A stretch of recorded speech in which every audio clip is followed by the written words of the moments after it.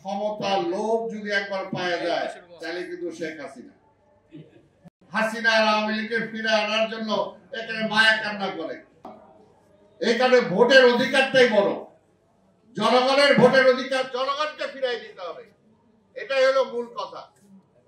সেই কারণেই বলবো আজকে ষড়যন্ত্রটা তখনই হয় যখন জনগণের নির্বাচিত সরকার ক্ষমতায় না থাকে। যখন জোর করে কেউ ক্ষমতায় থাকতে চায় বা থাকে তখনই কিন্তু বিভিন্ন ধরনের ষড়যন্ত্র হয়। আর গণতন্ত্রটা যদি আপনি অবাধ করে দেন, গণতন্ত্রটা ওপেন করে দেন, ভোটটা ওপেন করে দেন, তখন কিন্তু আর ষড়যন্ত্র করার কেউ সুযোগ পায় না।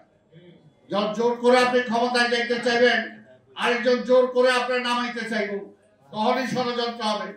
আমরা তো হাসিনারে বলছিলাম যে আপনি যদি ভোটের মাধ্যমে পরিবর্তনের পথটা বন্ধ করে দেন তাহলে তো আপনার জোর করে ক্ষমতা নামাইতে যায় আপনার অনেক কিছু ধ্বংস হইতে পারে। তো হয়েছে তাই, এখন আবার কান্নাকাটি করে, এখন আবার অনেকে হাসিনা আর আওয়ামী লীগকে ফিরে আনার জন্য এখানে মায়া কান্না করে। আরে ভাই, সেটা তো তার পরিণতি তো সেটাই নিছে।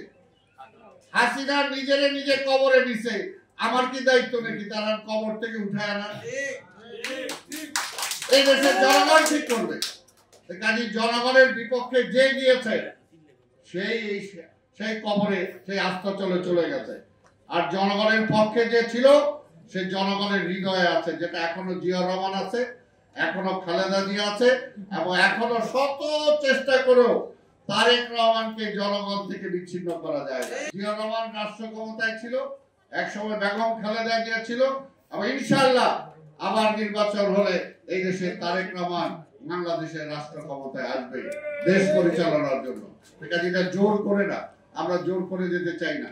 কাজে জোর যেখানে ওখানেই ষড়যন্ত্র। কাজে অন্যায়ভাবে ক্ষমতা দখল করে রাখা দরকার নাই।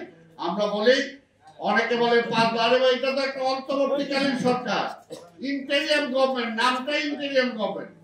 তারা আবার বেশি দিন থাকে কিভাবে? বেশি দিন থাকার তো সুযোগই নাই।